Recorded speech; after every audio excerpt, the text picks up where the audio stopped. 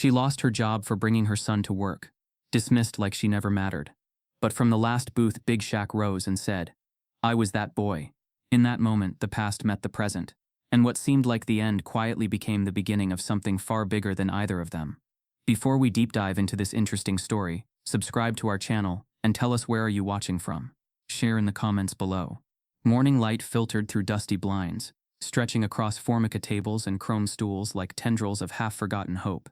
Janelle adjusted her apron for what felt like the 100th time, kneading her fingers into the pocket as though it held more than order slips in a space on her roster. It held purpose. She was Earl's Place counterhelp, Sunday morning shift, part-time, underpaid but proud. She pushed a stray curl from her face and took in the smell of potatoes frying and coffee brewing, a scent she had come to know as routine comfort. Her son Zion hovered by the grease station, not underfoot but close enough for the sake of safety and quiet reassurance. He could be 9 now, but he moved around the diner with the familiarity of a child in his own home. One eye on his mother, the other absorbing the jukebox hum and the clatter of dishes. This morning he wore his school uniform because today was a half-day. "I'll be right back," she had assured him before she dropped him off. That partial lie nestled in her heart like a stone, a mother's desire to protect the fragile confidence of a shy boy. As the door jingled with its usual cadence, the hush in the diner deepened. The few late sleepers and small-town regulars lifted their heads, not out of interest but in recognition. Something out of place was unfolding. There were about 12 of them, including one broad-shouldered man in a ball cap at the very back, slouched over his coffee. Only he looked straight ahead, eyes soft, unblinking, as though he understood something they didn't. Janelle slid a breakfast plate across the counter, forcing a polite nod. Zion peeked out from behind her, curious and cautious. The restaurant owner, Mr. Earl, a man known more for stubbornness than empathy, appeared beside her. He pointed toward the door and whispered something low. She blinked. He repeated it, louder enough for several diners to feel their stomachs tighten. "You can't bring him here, Janelle. Company policy. It's not safe." She opened her mouth, but he spoke again. Shorter. "You're fired." Time paused. Zion's shoulders bunched. Janelle's hand pressed to her chest, as if she could block the words from reaching her children's heart. The mother and son exchanged a glance, a universe of shame and defiance exchanged in half a breath. The regulars looked down at their cups, pretended they didn't hear. The silence pressed in like the weight of every unjust law ever written. Zion gripped his mother's hand, small fingers threading through hers. She swallowed hard, her throat tightening like barbed wire. Then, a hum hummed through the room. The soft clatter of cutlery. The distant hiss of the grill, but nobody spoke. Nobody moved. Only the man at the back table stirred, lifted his coffee halfway to his lips, eyes narrowing. He met Janelle's gaze for one long moment, an apology, a recognition, or maybe both. Then he returned to his coffee. Her fingertips trembled, but she did not drop the plate. Earl's face assumed a practiced neutrality as he said, "You have 15 minutes to clear out your things. Don't come back." He sighed as though he carried burden, then turned and walked away, leaving a siren wail silence. Janelle swallowed, the words lodged at the base of her throat. She nudged Zion's arm. "Come on, sweetheart." She tried to keep her tone steady, but the edges cracked as she took his hand and led him toward the exit. Zion's sneakers tapped in jagged counterpoint to their steps. Each footfall echoed in the eyes of the tables, and still nobody moved. The building felt like an instrument tuned too sharp. Torn between quiet cowardice and silent solidarity, they watched her go. Outside, summer sun flamed overhead. The air was thick, humid, like the world was heavy with all the truth that wasn't said indoors. Janelle stood for a beat on the cracked sidewalk, looked down at Zion. His cheeks glowed, eyes wide like the sea before a storm. "Mom," he whispered. She paused, searching for words. This would be the moment that shapes him, where the real work begins. She knelt and folded him into her arms. He smelled like soap and fear. She found quiet even in the clamor of her own fear, and whispered, "It's okay, we'll be okay." The man in the back, the one they never spoke to, rose. His footsteps echoed in the grass next to the parking lot as he came closer. Janelle tensed, ready to defend herself and her child. But he didn't speak. He only held out his hand. She looked at it for a heartbeat, then their eyes locked. Hope flared there. Small but real. Grit and empathy in raw form. The kind of moment that could tilt a life. Zion looked up at her. She squeezed his shoulders and whispered, "Look." He followed her gaze. The man with soft eyes offered a business card. Bold lettering. Shaquille O'Neal, Community Ventures. On the back, "I was that boy. Call me."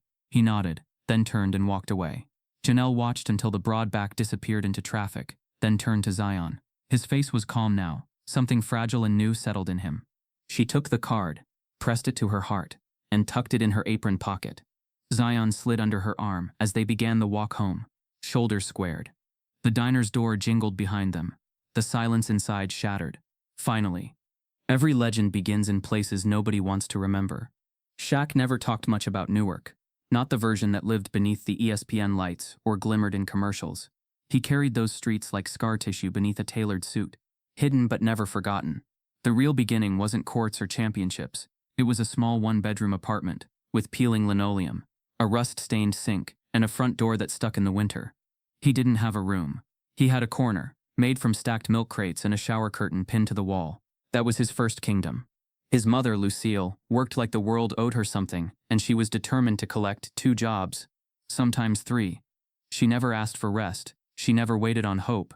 She just moved, grit and grace sewn into every step. At night, she'd collapse on the couch with her shoes still on, smelling like bleach and dignity. Shaq used to watch her sleep and think, this is what strength looks like. No speeches, just survival. When she cleaned office buildings, she couldn't leave him alone. Newark at night didn't care if you were 10 or 20, you disappeared all the same. So she'd sneak him in, a backpack full of comic books and crackers in hand, and he'd hide under desks or curl up behind mops. In those quiet halls where success walked during the day, he learned to listen, not just to footsteps or silence, but to what people chose to leave behind. Old notes, trash, coffee cups with lipstick prints. Shaq started to see the pattern. The world respected power, but it ignored the hands that held it up. Sometimes he'd sit on milk crates in janitor closets, knees pressed to his chest while fluorescent lights buzzed above. There was no hero's origin in those moments, just a boy trying to stay warm, trying to stay still. The janitor who let them in, Mr. Carver, never said much. But once he slipped Shaq a soda from the vending machine and said, "Stay humble, boy." The floor remembers the feet that danced across it. Back then, Shaq was just little Neil to the neighborhood. Big head, bigger heart, too quiet to fight, too large to ignore. Kids teased him, teachers misjudged him, and strangers assumed he was trouble the minute he turned a corner. But Lucille didn't raise her boy to shrink. When the landlord yelled about late rent, or when the bus driver muttered about welfare families, she didn't cry. She looked them in the eye and said, "He's going to change everything. Not maybe, not I hope, just he will." It wasn't basketball that saved him. That came later.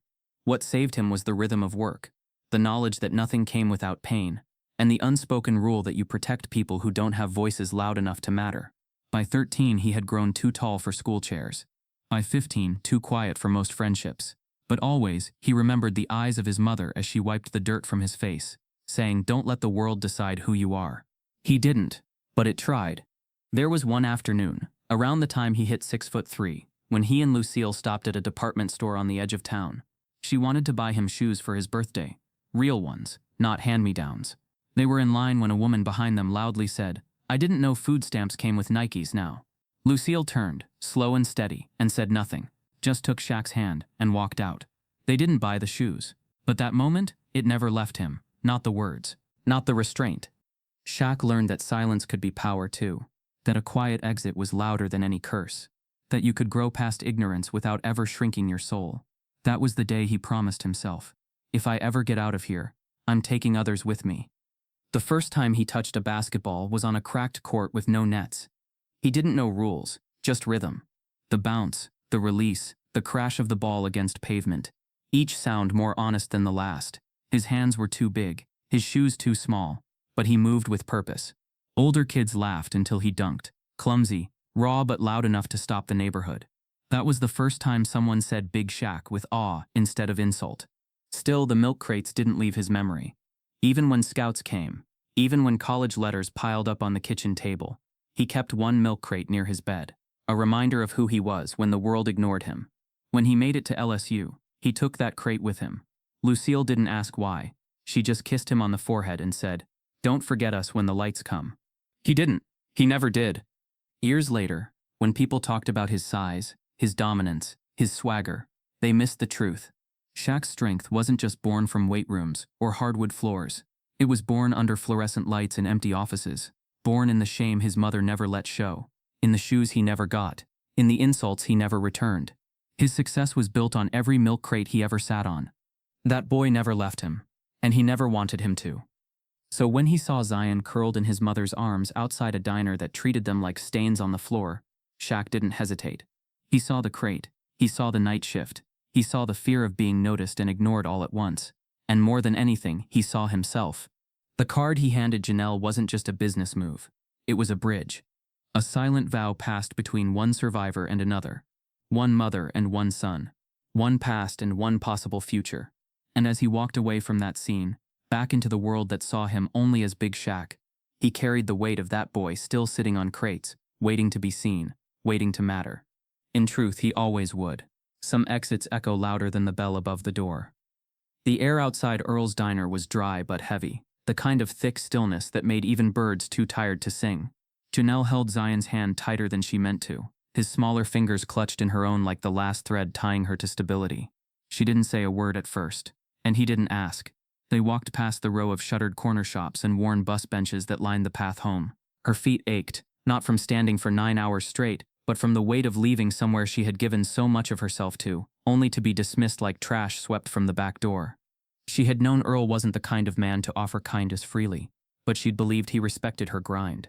4 years of double shifts, holiday covers, and mopping up messes no one else would touch. But the moment Zion became inconvenient, she was nothing more than a liability. She didn't cry. Not in front of her son. Not on these streets that had seen too many tears already. Instead, her jaw locked tight, her shoulders squared, and her steps picked up speed like she was walking off the shame clinging to her apron. "Why'd they do that, Mom?" Zion's voice came softly. He wasn't angry yet. Not fully, but confused. The way only children are when they're old enough to sense injustice but too young to name it. She paused near a cracked mailbox and looked at him. His eyes, wide and brown like the ones she used to stare into during midnight feedings, were looking up at her like she had every answer. But she didn't. Not today. Not in a world like this. "Some places weren't built for us to be seen, baby," she said, brushing a thumb across his cheek. "Not if we don't fit the picture they already framed." They kept walking. What Janelle didn't see was the large figure across the street, moving a few paces behind.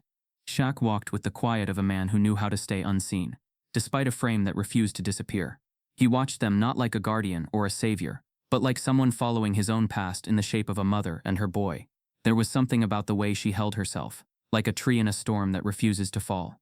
That silent defiance stirred something deep inside him.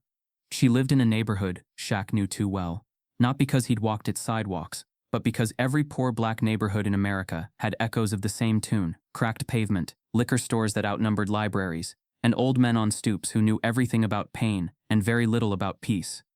They passed a mural of a man painted in protest. The colors faded but still vibrant enough to hurt. Zion looked at it for a second, then said nothing. He was learning young that names carved into walls weren't always remembered. Sometimes, they were warnings. They reached the steps of a tired duplex, where one of the porch lights flickered like it had a stutter. Janelle sat on the top stair, pulled Zion close, and exhaled for the first time since Earl's voice cut through the morning. He leaned against her, head on her shoulder, body humming with a day's worth of questions he wasn't ready to ask yet. Shaq stood at the edge of the street, halfway in shadow. He didn't move closer. He didn't speak. He just stood, letting the dusk paint his face with the same colors that lived in old memories. He saw the resignation in Janelle's slumped shoulders, the kind of exhaustion you can't sleep off. He knew that pain, the kind that came not from poverty alone but from knowing the world thought your story had no place.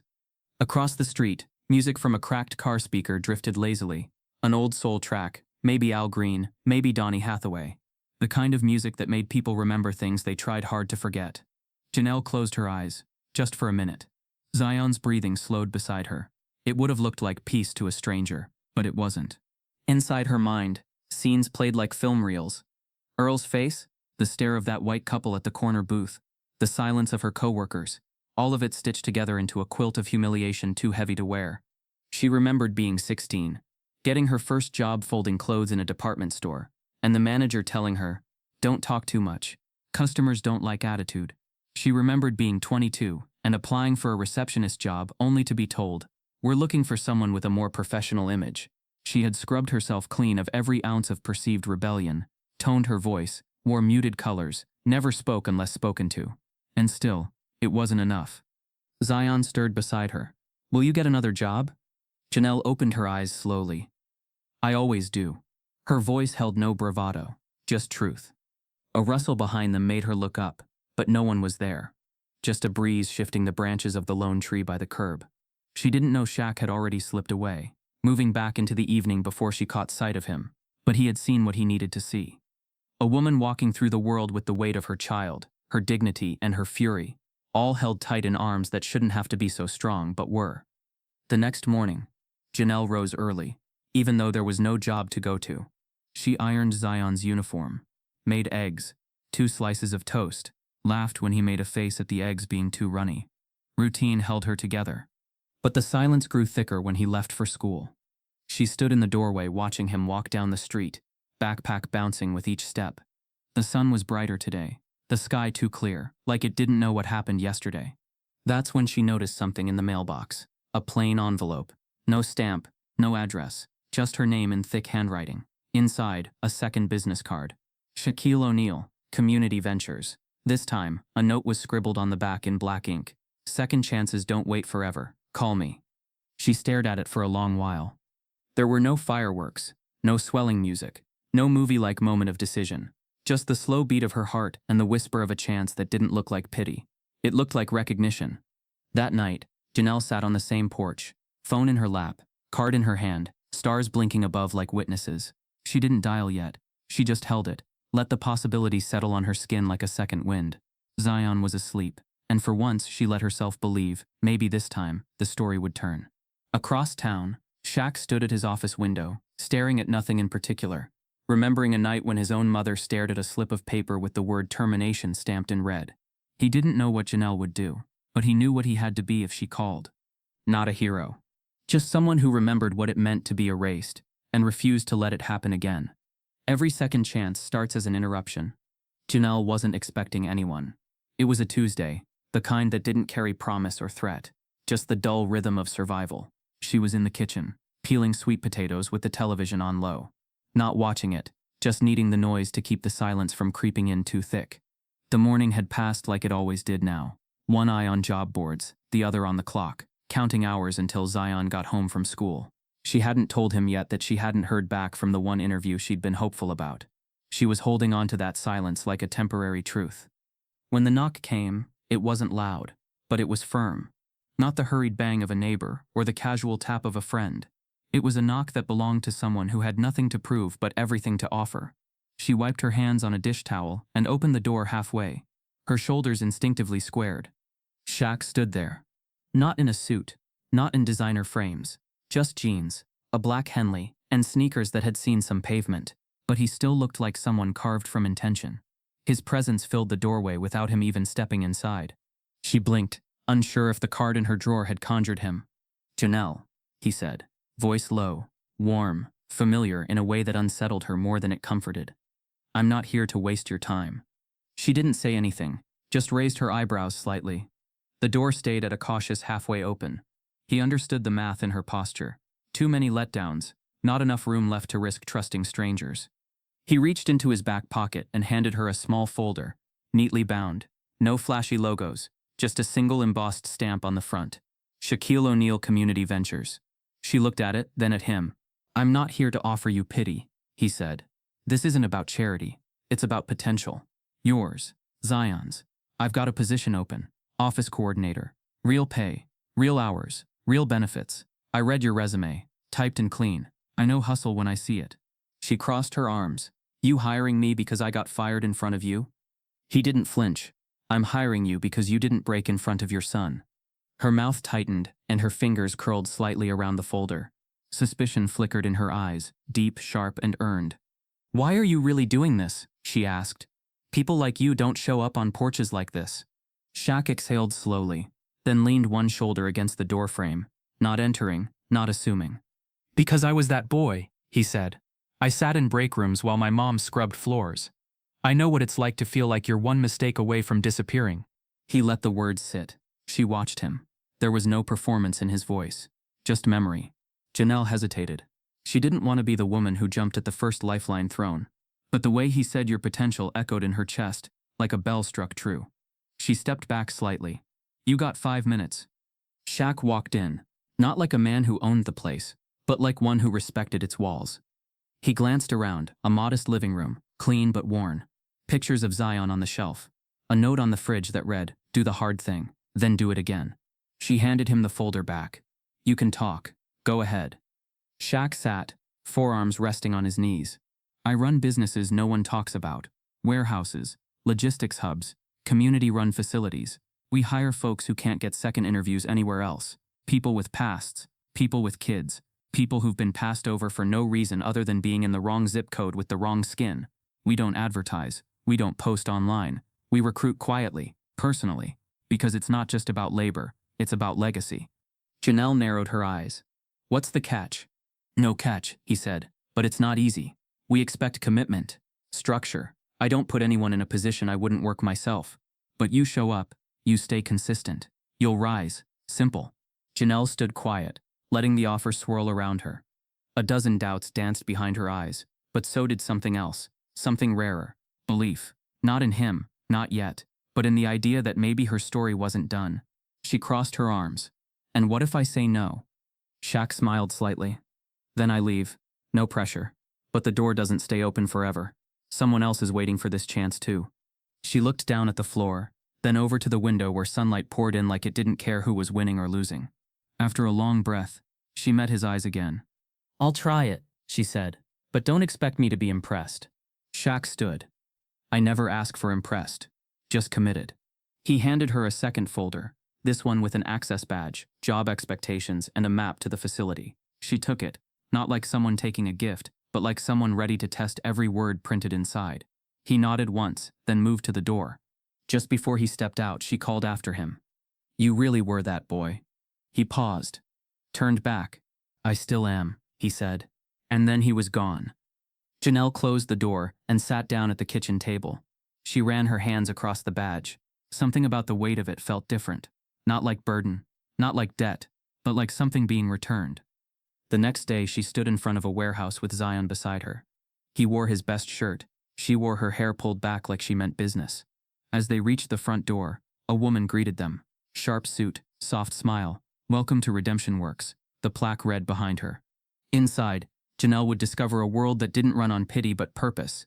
Former inmates working logistics, single mothers running teams, people like her once broken by systems, now holding the keys to rebuilding their lives. She didn't know it yet, but her first week would bring challenge, resistance, and the beginnings of a transformation that would redefine her identity, not just as a worker, but as a woman who never let the world decide how her story would end. Outside, Shaq watched from across the street, his car engine humming low. He didn't need thanks, didn't wait for a wave. He simply nodded once and drove away. A second chance had been given.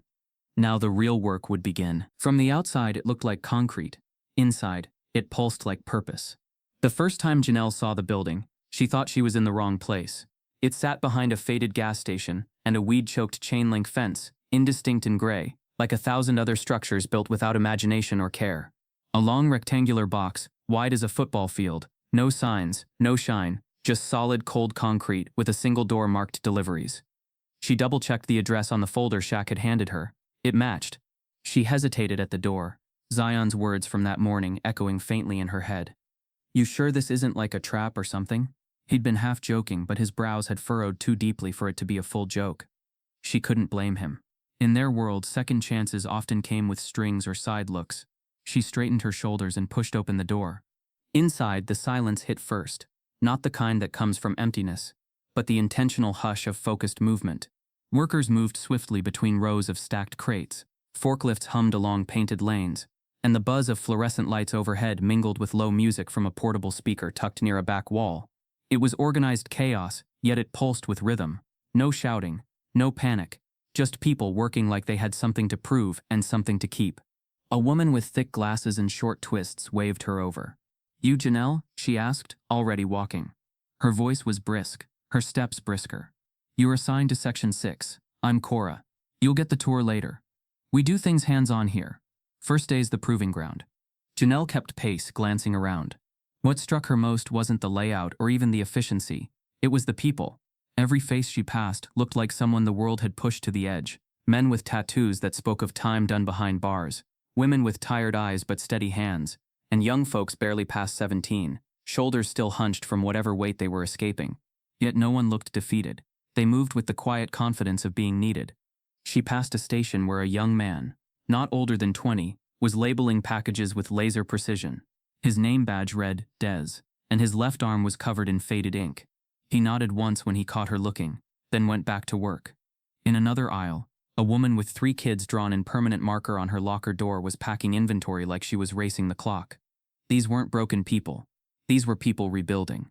Section 6 was a logistics bay, shelves stacked 20 feet high, barcode readers, and an old desktop mounted to the wall. Cora explained her role, tracking outgoing orders, checking damaged stock, confirming shipments. It ain't glamorous, she said, handing Janelle a tablet, but it's honest, and if you're good, it's yours to grow. As the shift wore on, Janelle found herself falling into a rhythm. She liked the task work, the way it required precision, but not perfection. She liked that no one hovered over her shoulder. Most of all, she liked that no one treated her like she had something to prove. They just treated her like part of the machine. During lunch, she sat with a few others in the break room. Bare walls, metal chairs, vending machine with exactly 3 snack options. She kept quiet at first, but when the topic turned to old jobs, a tall man named Royce with gold caps in his teeth and a voice like gravel said, "You ever work at one of those places where the smile on your face was part of the damn uniform?" Everyone laughed. Janelle did too. She felt something loosen inside her, a tension that had been there since Earl's diner. Later that afternoon, as she was reviewing inventory tags, she heard a low chuckle from behind her. "Good with numbers," a voice said. She turned to see Shaq standing at the edge of her section, arms crossed, watching her work like a teacher checking in on a student. "You checking in on me?" she asked, eyebrow raised.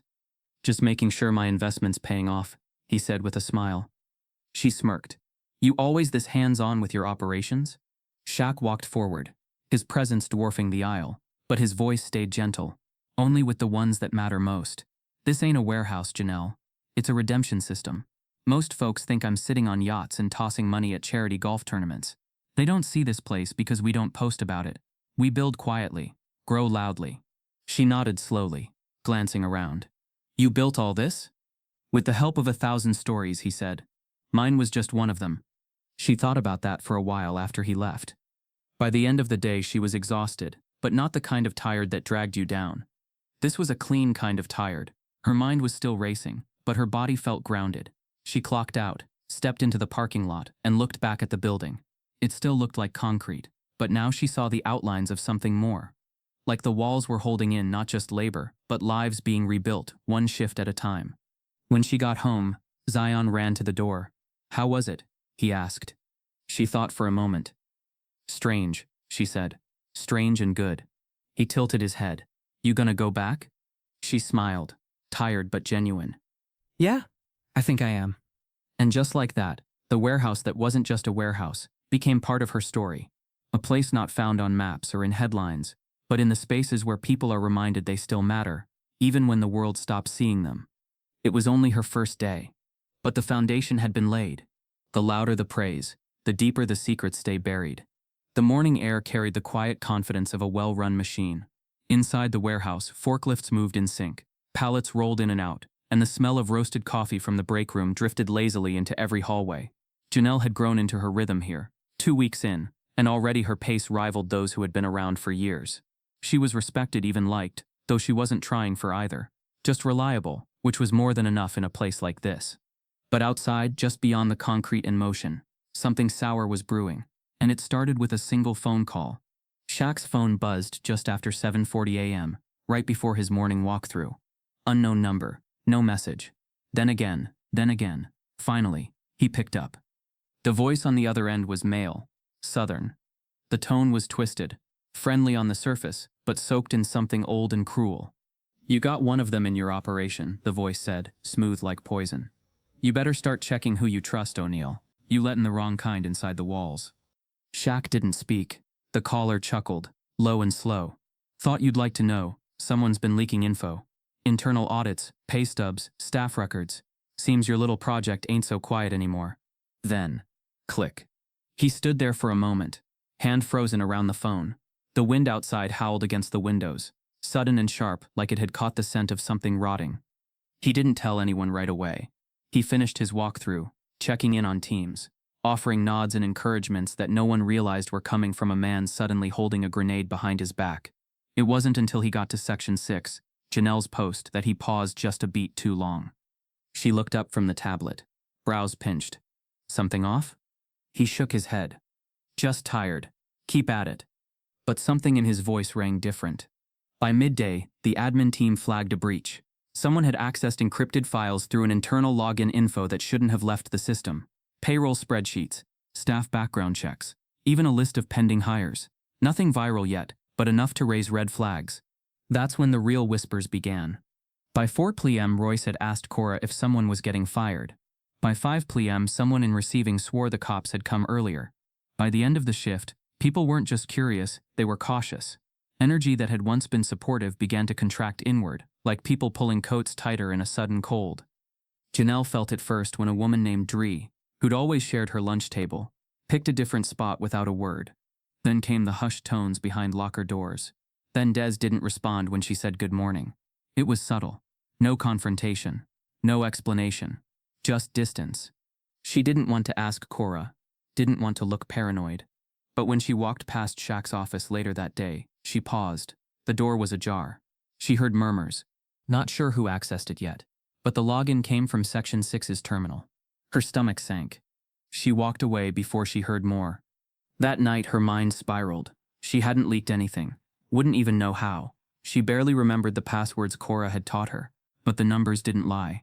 And in places like this, where redemption was a loan, not a gift, trust could evaporate with a single accusation. The next morning was colder. Not the weather. The people. Her good mornings came back muted. Or not at all.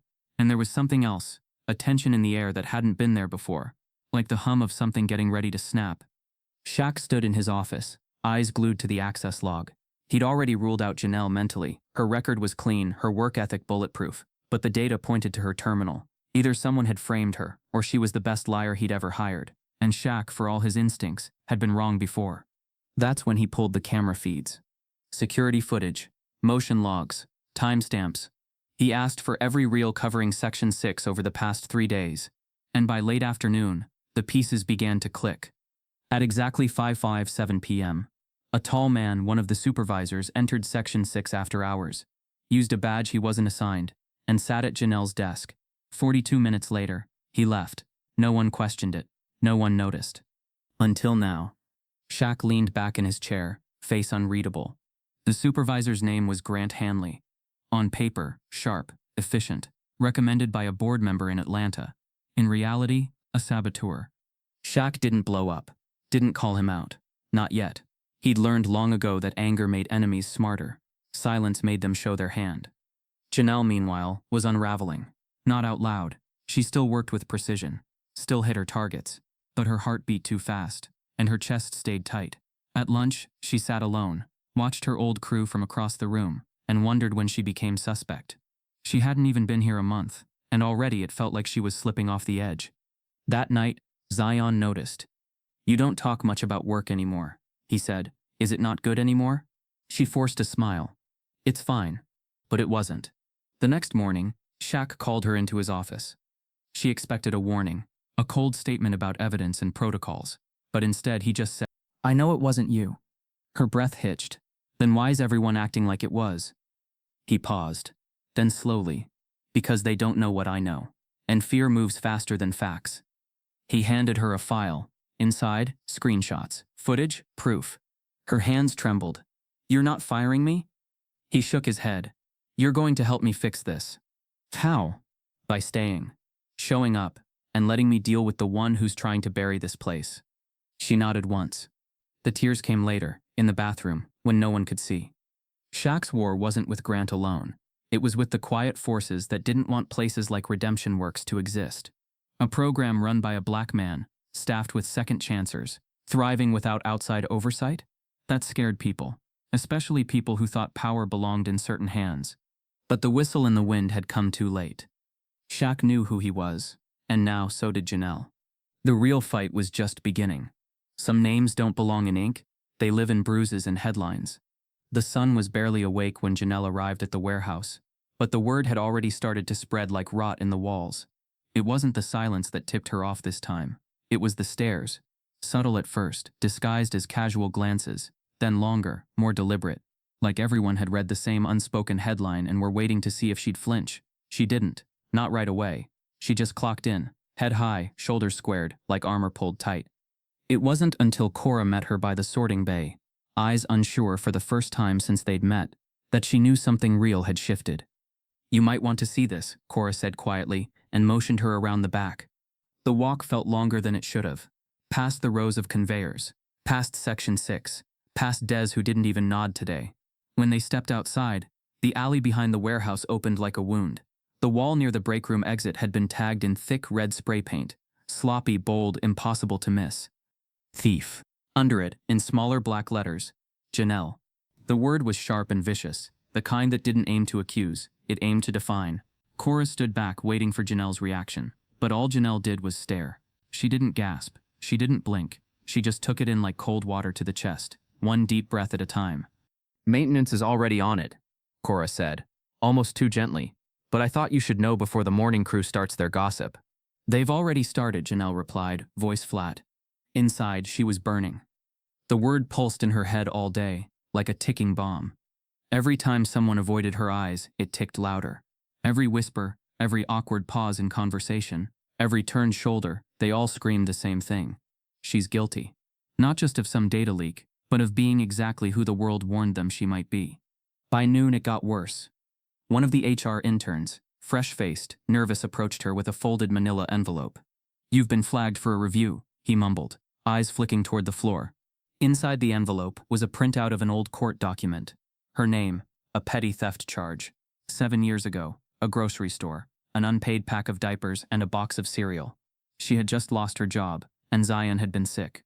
She did what she had to, took the plea, paid the fine, moved on. She had never spoken of it. Not here, not anywhere. But someone had dug it up. She sat in the small back room near HR, the lights too bright and the air too still, staring at the paper. Her hands were steady, but her pulse was a war drum. Shaq walked in, not 5 minutes later. He didn't speak at first, just took the chair across from her and placed his phone face down on the table. His eyes were tired, his jaw clenched in that way that said he'd seen the wall too. "You know I didn't do this," she said before he could speak. "I do," he said simply, "but that's not the problem." She looked at him, confusion flickering through her. "Then what is?" "The problem," Shaq said, voice low and calm, "is that someone went looking for a way to break you. And they found a crack you sealed a long time ago. They knew this would divide the staff, make you look like you had a reason to leak. Petty theft becomes motive, graffiti becomes proof, and perception becomes reality." Janelle's lips parted, but no words came. She wasn't used to someone saying the quiet part out loud. "You're not suspended," he continued, "but you are under a spotlight. I can't stop that. The team's rattled, and fear is a hell of a drug." She shook her head. "So I just keep working while they treat me like I'm about to steal the coffee pot." "You work," he said, "and I'll handle the rest." But his tone carried the weight of a man fighting a battle with shadows. That night, the graffiti was scrubbed clean, but its echo stayed. The wall gleamed too white, too new, like someone had replaced a memory with a lie, and dared you to forget it had ever existed. The following days crawled. Cora tried to keep people focused. Royce avoided her entirely. Des finally spoke, but it was clipped, transactional. The space between Janelle and the rest of the warehouse grew thick and awkward. She could feel the judgment under every breath she took, could feel it in how security started checking IDs more strictly, how HR came by her desk twice in one day just to confirm contact details. Her dignity was being shaved off piece by piece, not by accusation but by suspicion. Zion noticed the weight. He noticed the way she came home quieter, the way her eyes lingered too long on the ceiling some nights. He offered to skip school once, just to keep her company. She laughed, then cried, told him everything would be fine. But even she didn't fully believe that anymore. The twist came on a Thursday. An anonymous tip slid into Shaq's office mailbox. Printed email transcripts between Grant Hanley, the same supervisor from the breach, and a name tied to a private logistics firm that had lost a major government contract to redemption work 6 months earlier. Embedded in the chain, references to discrediting internal leadership, flagging high-risk staff, and pressuring project shutdown through regulatory pressure. And in one email, clear as a headline, "Dig up whatever you can. We need them to collapse from the inside. Start with the woman, the one with the kid. She's our wedge." Shaq didn't call a meeting. He didn't go to the press. He made a copy. 3, actually. 1 for legal, 1 for HR, 1 for his own hands. Then he called Janelle. When she entered his office, she looked tired but unbroken. He handed her the envelope. She read in silence. When she finished, she didn't curse or gasp. She just exhaled. I knew it wasn't just me, she said softly. It never is, He replied. You gonna fire him? Not yet, Shaq said. Firing is easy. We're gonna show the truth first. Loud enough for even the ones who looked away to see it. Janelle didn't smile. Not fully. But her spine straightened a little. Her eyes steadied. It wasn't over. But now, finally, the lies had faces. And names. It's not just the mothers who bleed for justice. Zion had always been quiet, but not invisible. He was the kind of kid who stayed close to the walls in crowded hallways, listened more than he spoke, and watched people like he was studying their patterns. He had his mother's eyes, sharp, expressive, heavy with knowing too much too soon, and a smile he reserved for those rare moments when something actually felt safe. But the week the graffiti showed up, that smile disappeared. Middle school was ruthless in ways adults rarely remembered. Word got around fast. Someone's uncle worked at the warehouse. Someone's older brother saw the wall before it was scrubbed. And before long, Zion's name wasn't just Zion anymore. It was Zion the thief's kid, warehouse baby, snitch seed. They whispered it at first, then they laughed it. One boy shoved his lunch tray a little too close. Another left a fake invoice with "stealing like your mama" scribbled in Sharpie. Teachers noticed, but did nothing. They didn't know what to say. Most just offered thin, awkward glances, like sympathy was a liability they couldn't afford. Zion stopped talking in class, stopped eating lunch, stopped doing his homework. At night he told Janelle he was fine. She didn't push, she had her own war to fight. But they sat in silence at the dinner table, chewing the same quiet dread, both pretending not to notice how heavy the air had become between them. It was on a Thursday that he snapped. Miss Carter, his social studies teacher, had asked them to draw a timeline of trust, a creative assignment meant to help them understand how history is written by what societies choose to value. Zion sat frozen, pencil in hand, paper blank. When she knelt beside him and asked gently, "What's something you trust, Zion?" he looked her dead in the eye and muttered, "Nothing." That afternoon, he didn't come home. Janelle checked the time. 3:15, then 3:45, then 4:20. By 5:10, she was calling neighbors, teachers. Nobody had seen him since last period. Her voice cracked when she left the voicemail for Shaq. Shaq didn't hesitate. He knew. Somehow, he just knew. He didn't check parks or streets or playgrounds. He drove to the diner. The old Earl's place. It had been shuttered for weeks now, after a failed health inspection and poor press from the firing incident.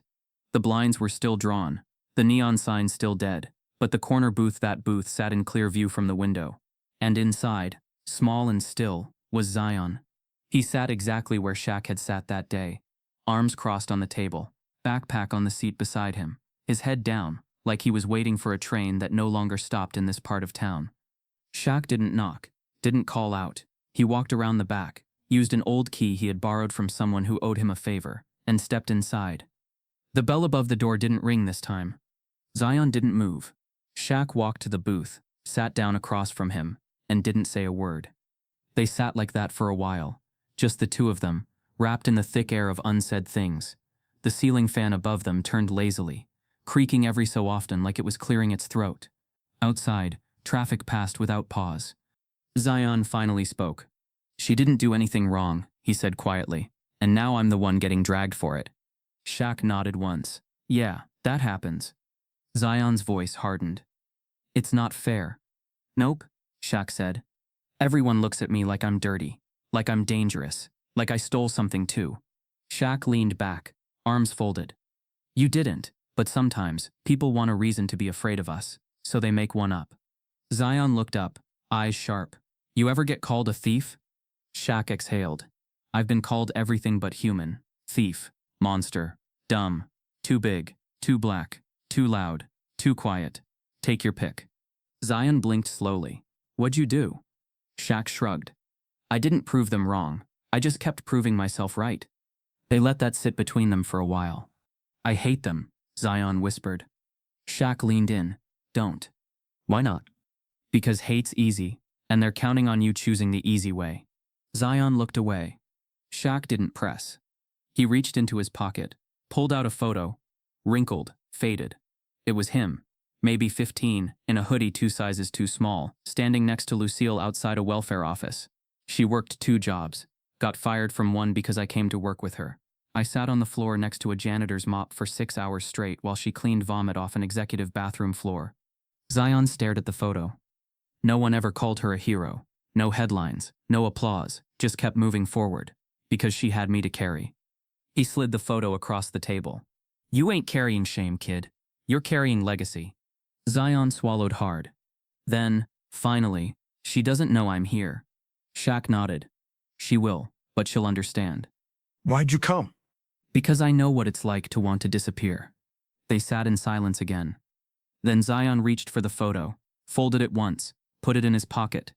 You gonna tell her? No, Shaq said. You are. When they walked out, the sun had dipped low, casting long shadows across the sidewalk. Janelle's car pulled up seconds later. She jumped out before it stopped fully, eyes wide, tears already threatening. Zion ran to her, arms flung wide. She held him like he was her breath returned. Shaq stood back, letting the moment be theirs. As they drove off, Zion looked back and gave him a single nod through the rear window. A promise, not a goodbye. The boy had found his ground again. And Shaq once again had found a way to lift without speaking. Not with sermons. Just with presence. Like a father does. Cameras never lie, but they don't always speak until you ask.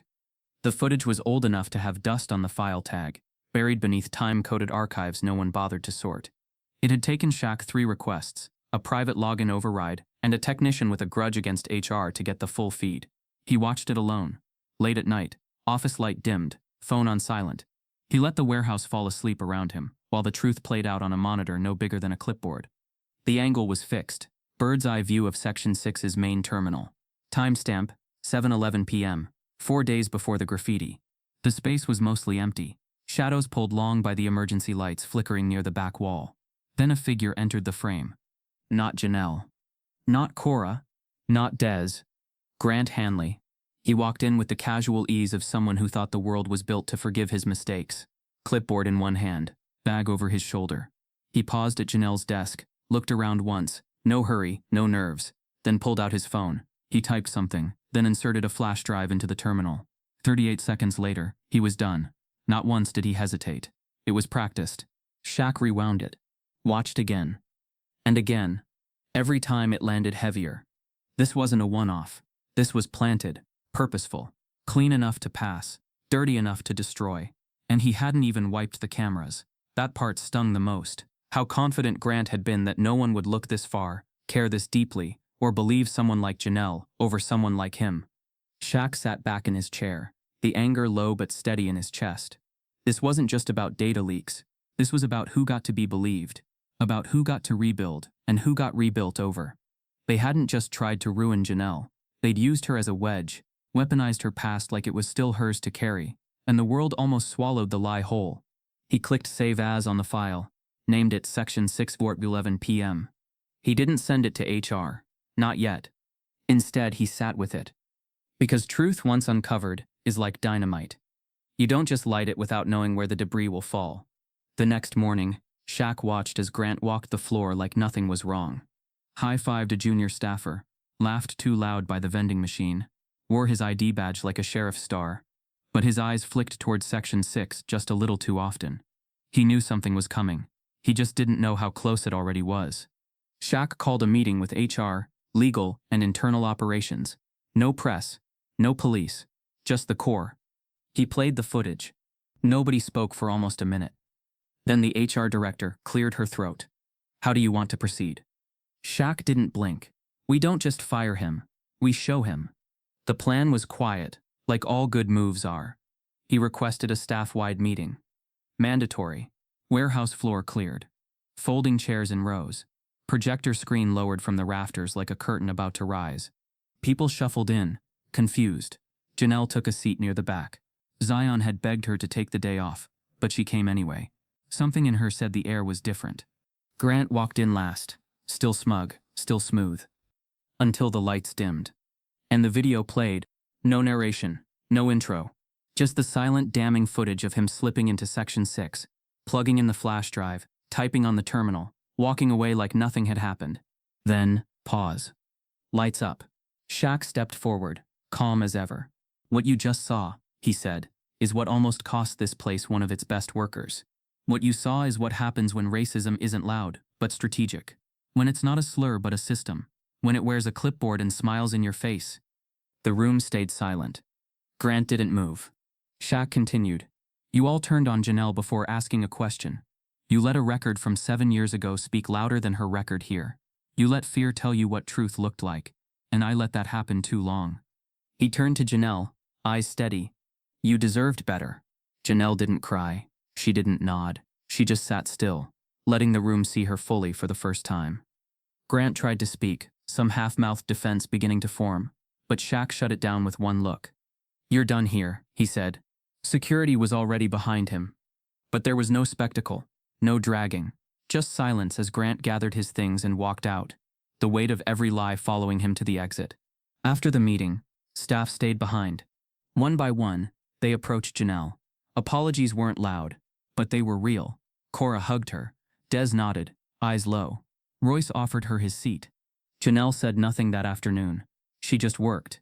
Same pace, same precision. But something in her had shifted. She was no longer rebuilding. She was already rebuilt. And now the truth wasn't just inside the camera. It was in the air. Sometimes justice isn't loud. It just shows up and works. There was no podium, no row of microphones, no reporters with eager pens or flashing cameras, no breaking headlines or hashtags trending by noon. Shaq didn't stand behind a seal, didn't speak into a mic with a branded logo. The victory came not in noise, but in structure, in the small specific ways systems quietly shift when the right person is finally placed in the right seat. The Monday after Grant was dismissed, Janelle walked into the warehouse early. But something was different this time. Her badge beeped green at the executive wing entrance, an area she'd never entered before. No questions, no glances, just a door opening. Inside, a folder with her name on it rested on a long table. The room was clean, modern, humbly dressed, no pretentious leather chairs or giant corporate plaques, just a simple sign on the wall, build with people, not profit. The folder didn't announce her promotion with fanfare. It wasn't gold embossed or padded, just typed, straight, direct. Her new title, Regional Coordinator, oversight of 3 facilities, salary, doubled, benefits, extended to family. One note at the bottom in Shaq's handwriting, we don't rise alone, you earned this twice. She sat for a long moment, breathing it in. Not the money, the recognition, the shift. When she walked out into the main floor later that morning, she wasn't wearing her usual navy blue polo and slacks. She wore slate gray, pressed, confident, intentional. Her hair pulled back, subtle gold studs in her ears, and a look in her eye that said, you don't have to like me, but you will see me. Cora was the first to approach her, grin barely restrained. So it's official? Janelle nodded once. Good, Cora said, because we were tired of pretending like you weren't already running this place. The news spread without needing an announcement. Des clapped once as she passed. Royce gave her a slow nod, arms folded. The same hallway that once felt narrow and cold now widened, as if it recognized who was walking through. Shaq watched from the upper level. No speech, no applause, just quiet approval. This wasn't about showcasing virtue. This was about leadership correcting itself, organically, deliberately, and without apology. The firings that followed came just as quietly. HR conducted internal interviews. Those who participated in the smear, who knew what Grant was doing or encouraged it through silence, were let go. Not dramatically. No hallway scenes, no final exits packed with shouting, just clear desks and empty chairs the next morning. The message was in the absence. Trust was a currency, and redemption works would no longer tolerate counterfeit. Policies changed next. Background checks were amended. A committee diverse, community-rooted, would now review second-chance hires, not a single executive. Janelle was tapped to co-lead. Supervisors underwent racial bias training. Real training, not the 2-hour box-checking variety. Personal histories were re-examined through a lens of context, not criminality. The culture started to breathe again. One of the newer hires, a soft-spoken man named Laron who'd barely spoken since joining, approached Janelle during lunch. I saw the footage, he said quietly. Not everyone would have stayed after that. Janelle looked at him. Some people can't afford to leave. He nodded, like he knew exactly what that meant. Later that week, an external PR firm approached Shaq about cleaning the narrative, a campaign to boost Redemption Works' reputation, maybe a video series or a profile in Forbes. He declined. If you have to market morality, he said, you're not really practicing it. Instead, he asked Janelle to start drafting internal memos, stories from the floor, weekly summaries, success notes, staff spotlights, her words not his, truth not spin. And she did. She wrote about Des showing a new hire how to scan returns without needing to be asked, about Roy staying after hours to fix a broken sorting belt on his own time, about herself finally being able to sleep 8 full hours for the first time in years. She didn't write about the graffiti, or the whispering, or the man who tried to reduce her to a headline. She didn't need to. Everyone already knew. Redemption didn't announce itself with streamers. It simply stayed, lived, worked overtime, showed up on days no one clapped, and smiled when others took credit. Zion noticed it too. At school, the teasing stopped. Not because kids got kinder, but because they got bored. He wasn't shrinking anymore. He wasn't flinching. He spoke more, drew more, even joined the school's community mural project. His section? A silhouette of a woman holding up a beam, her back strong, her son resting against it. Janelle saw it one evening, during parent pickup. She didn't cry. She just touched the edge of the paint and whispered, "Good." The press conference never came. But the change? That came every day. In lunch breaks, shared instead of skipped. In eye contact offered instead of avoided. In badges scanned without suspicion. In a mother walking into work, not looking over her shoulder, but looking ahead. That was the kind of story that didn't need to be told on TV, because it was already being lived. Children don't remember words. They remember who stayed. I was 9 when it all happened. I remember the diner more than I remember the meals. The booths were sticky, the lights always humming, and the bell over the door rang like it was tired of being ignored. But what I remember most was my mother's hands, how tightly she held mine as we walked home that day. Not because she was scared, but because she didn't want me to feel like we were falling. I didn't fully understand what had happened, just that something inside her broke, and she wouldn't let me see it crack. She kept her back straight, her voice level, even when the world tried to shrink her. I didn't know what dignity meant then, not by definition, but I knew how it looked when it walked beside me in old sneakers and a borrowed pride. I didn't know Shaq was watching us. I didn't know who he was. Not really. People talked about him like he was a statue come to life, a name stitched into fame. But to me, he was just the man in the back booth, who looked at my mom like she mattered, like he remembered her from somewhere deeper than memory. Time passed. She got the job.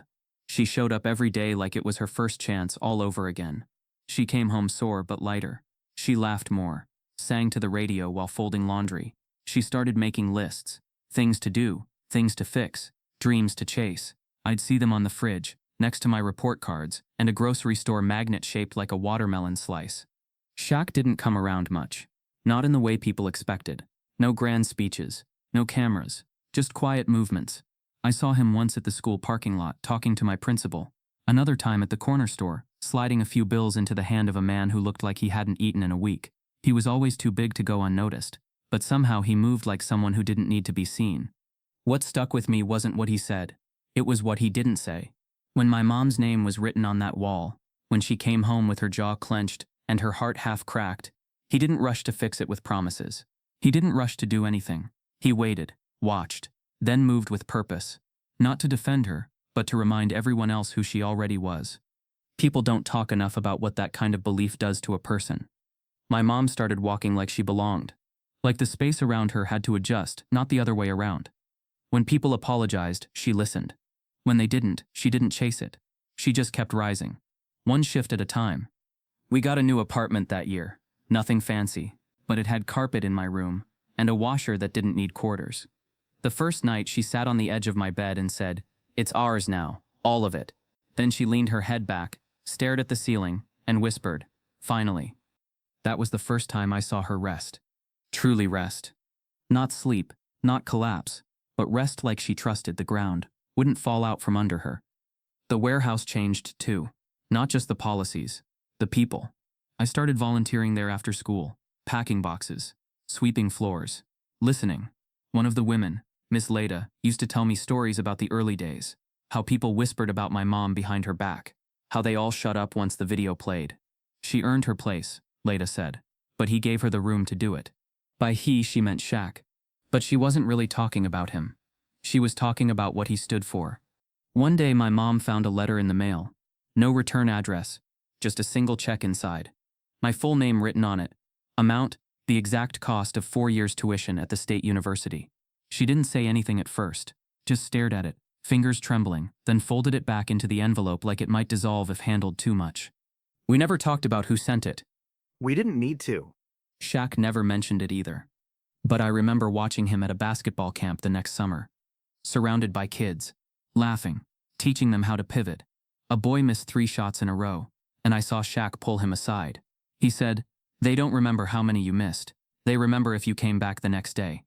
That line stuck with me. It became how I measured things. Not by outcomes, by presence. And he was always present, in quiet ways, in ways that didn't need applause. So when I got older, when people asked me why I stayed in the community, why I didn't go off and chase something shinier, I said because someone stayed for me.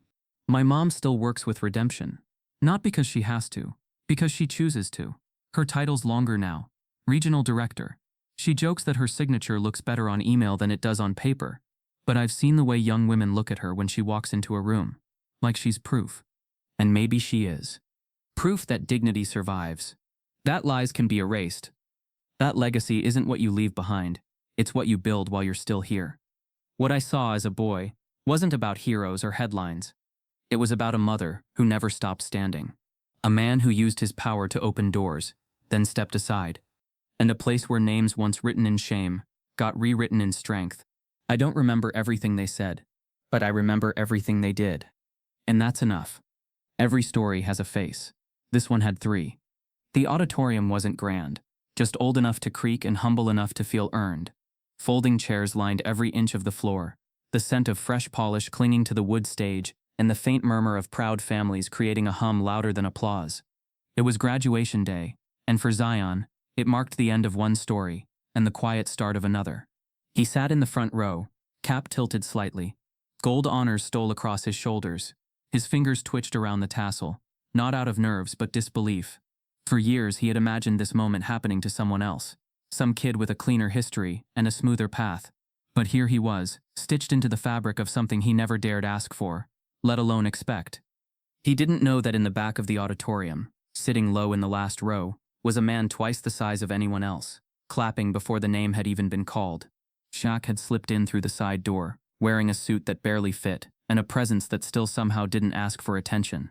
He wasn't here for the crowd. He was here for the boy he once watched sit in a booth, shoulders tight with disappointment, hope flickering like a light on its last bulb. "Zion Holloway," the speaker called. The crowd clapped. Zion stood, straight-backed, chin high. A few cheers broke loose, Cora's voice loudest among them. Even from 4 rows back where the Redemption Works crew had shown up in full force, some still in work boots. Janelle was beside her, tears already slipping quietly down her cheeks. Her hands trembled, not with sadness, but with memory. She remembered a time when Zion wouldn't speak, wouldn't eat lunch, wouldn't believe the world could be good to someone who looked like him. And now, here he was, walking across a stage not just with a diploma, but with something stronger. Choice. The right to decide what came next. Zion's handshake with the dean was quick. His smile, though, slow, warm, steady, not showy, just certain. Shaq didn't stand when he walked across. He just sat still, eyes locked, hands slowly clapping, long after others stopped. When Zion turned, his gaze swept the crowd once before landing on him. They held that glance. No words, no wave, just a nod. Promise acknowledged. Later, outside in the glow of an overcast sun, balloons tangled in oak trees, and families laughed under tents. Zion stood with his friends, laughing about last-minute assignments, and how the food at the campus cafe was an act of war. But when things quieted, he slipped away. He found Shaq leaning against a tree, arms crossed, eyes half-lidded like he was either meditating or judging the cloud patterns. "Told you you'd make it," Shaq said. "I didn't forget," Zion replied. Shaq smiled. "Good. That makes one of us." They stood in silence for a moment, the air full of unsaid things. "I'm not done," Zion said. "I know. I want to go into advocacy, not just law, stories, community work. I want to rebuild places that weren't built for us." Shaq didn't say anything at first, just pulled something from his coat. A key, small, brass, no tag. "What's this?" Zion asked. "It's the spare to Building B," Shaq said. "One of the facilities your mom helped redesign. She said it could use some fresh vision." Zion turned the key in his hand. "You giving me a job?" "No," Shaq said. I'm giving you space. Zion chuckled. Same difference. Shaq pushed off the tree, dusted off his jacket. You're not a project anymore, Zion. You're the architect now. What you do with that key, that's yours. Zion looked at him, brow knit. You ever get tired? Carrying people? Shaq looked out toward the hills, eyes soft. Every damn day. Why keep doing it? He shrugged. Because someone did it for me, and someone did it for them. It doesn't stop. You just become part of the chain. Zion nodded slowly. Then I'll carry it too. A breeze kicked up, rustling the leaves. Somewhere behind them, a kid let go of a balloon. It floated up and out until the sky swallowed it. Shaq looked at him one last time. You good? Zion's voice didn't waver. I'm ready. Shaq smiled. Full, proud, quiet. Then he walked away, footsteps even. He didn't look back. And Zion? He stood there, holding the key, feeling the weight of not burden, but legacy. That night, as the lights dimmed and families returned to their routines, Janelle pulled a photo from her purse. It was old now, faded. Zion, age 9, sitting in a booth at the diner. Across from him, Shaq. No smiles, no celebration, just presence. She slid it into a frame, placed it beside the new one. Zion on stage, diploma in hand. One boy, one boss, and one promise that changed everything. The story didn't need to be retold in books. It had already written itself in every step that followed. If this story made you feel something, don't scroll past it.